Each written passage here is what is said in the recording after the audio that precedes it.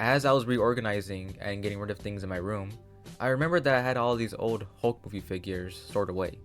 These particularly struck an interest in me, as the Hulk hasn't had his own set of merchandise in years.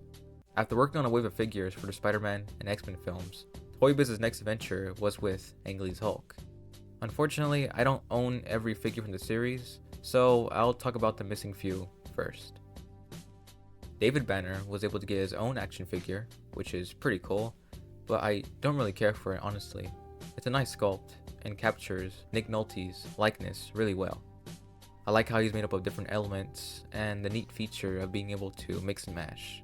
Although I think if we had gotten an electricity and or water version of David, I would have liked it even more. The throwing Hulk looks pretty neat. You can't ever go wrong with a Hulk figure that throws an abstract piece of plastic across the living room floor. The sculpt looks as good as the rest of the figures, and is more in line with the rest of the other gimmick Hulks that are minimal on the articulation. Smash and Scream Hulk looks exactly like the Rage and War Hulk, with the only difference being blue shorts. I don't know if the sound is any different, but yeah, this just feels pretty lazy. They could have easily replaced the figure with a brand new character like Betty or General Ross. Last but certainly not least is the Hulk dog. I really like this one. I can't really give a specific reason as to why I do, it just looks absurdly cool and fun. It also makes this terrifying growling sound. Now, onto the figures that I own. Here's my personal favorite, the Smash and Crush Hulk. I really think this one is the most accurate out of all of them in terms of aesthetic and how he compares to the film. Like overall, his stature and his body, it's exactly like the movie. Hulk in that film wasn't too buff and like overly shredded muscular, even though majority of the figures in the series all portray him as that. I think this is the only one that doesn't portray him as overly shredded and super uber muscular Hulk. This is like pretty much exactly how he looks in the film. Yeah, sure, the head sculpt maybe leaves some room to be desired, but I don't think it's that bad. It looks pretty fine. It's the Hulk. I don't have the vehicle he comes with, so I can't really demonstrate his gimmick. But when you squeeze his legs, he does this weird like roaring action coming down. But I've always just, literally pushed his chest down to make him roar. I never even knew you could squeeze his legs, even though I have this figure in package. Yeah, it's not the most detailed figure, he's much more plastic and shiny compared to the rest. But I still love him anyway. I think he's the best Hulk figure out of this entire series. This is the most common Hulk figure that everyone likely had from this film, the Punching Hulk. The figure comes with a steel wall that has 3 pieces that are easily able to fall apart from the Hulk punching the wall, either by squeezing his legs or using the switch on the back. The articulation here isn't too great, but the head sculpt is pretty good. Actually, it's amazing. It's such a shame that it was not used in any other figure. I'm surprised I haven't seen anyone use this head sculpt for any customizations or anything. I believe this head sculpt is taken from an actual maquette from the film, which explains why it is so perfect. I always thought the blue jeans were a weird choice, as not once in the film does he ever wear them, but then I realized that this was likely meant to synergize with the video game, where he does wear blue jeans. The Rampaging Hulk figure uses the same body, with differences being the color of the pants and the head sculpt, showing off a more angry, roaring Hulk. He also comes with the stoplight that I do not have, unfortunately, and I also don't have the switch on the back of the figure, so I cannot do anything with this toy. And his legs barely squeeze at all, so yeah, he's in rough shape.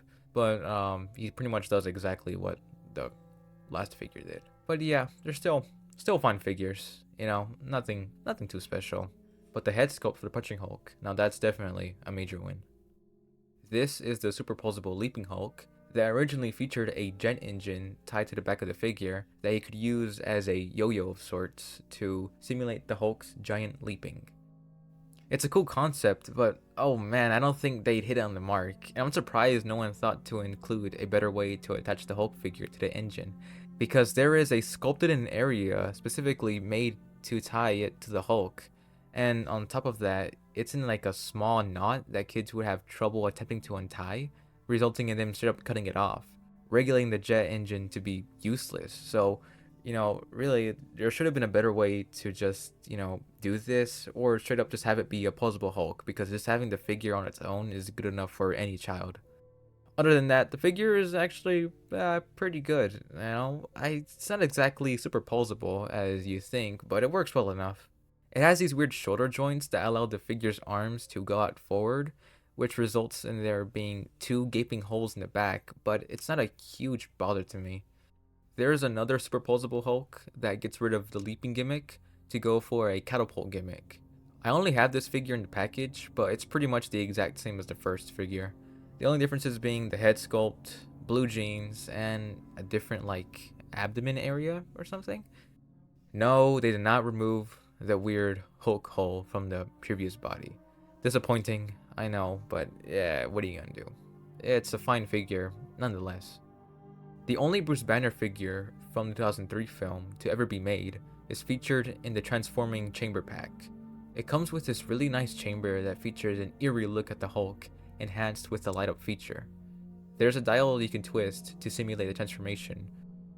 The sculpt on the Bruce Banner figure isn't too bad.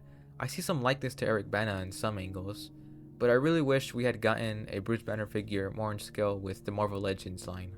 Actually, I wish all the figures were properly scaled with Marvel Legends. Here's a comparison with the 2003 Daredevil. If you are planning on having either of the Hulk movie figures to go along with your other Marvel heroes, they'll look off in size if you really care about the accuracy. Nonetheless, it's still nice to have gotten a Bruce Banner figure. Definitely the biggest appeal of the set.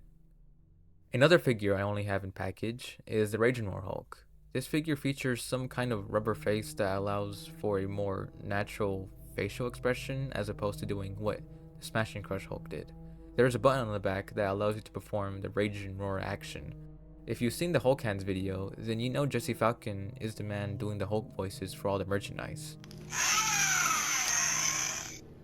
It's a good looking figure, but his body is definitely more lean than how it was in the film. I already mentioned earlier that there is another copy of the figure renamed as the Smash and Scream Hulk, so I won't go too deep into that. Still very disappointing to not give us a brand new figure in its place. Twist and Slam Hulk is a figure that is similar to the Punching Hulk, except this time it comes with a brick wall that I don't have, and is only given a leg squeeze feature. I do like how it's presented though. Hulk looks more like he's in some bodybuilder pose, and the texturing all around is really good here. They even have the wrinkles from where he's bending. The Rapid Punch Hulk reused the legs from this figure, with what I think is a new body for the top. Mine doesn't have the string, so I can't show off his Rapid Punch moves, but he's still as charming as his Twist and Slam brother. Well, that's all I have to say about the main series of action figures. Other than all these, I have the Stretch and Roar Hulk and the Electronic Hulk Hands. The Stretch Hulk is not sealed in the box, but I don't want to go through the hassle of taking him out the box, as it has been through enough, and I'm afraid of damaging the figure. It is very terrific though. I already made a video discussing the Electronic Hulk Hands, so I don't really have much more to say about them. I hope you enjoyed looking back at some of these figures. Maybe you went down a trip through memory lane, or were just curious as to whether these figures were any good. I think they're pretty fine for what they are, but I really wish there was some more variety with the characters. I hope to see Eric Bana's Hulk return sometime in the MCU. Maybe they're in Secret Wars or another multiverse event. We'll likely get a new figure from Hasbro if he does return. The figure will either be good or downright terrible.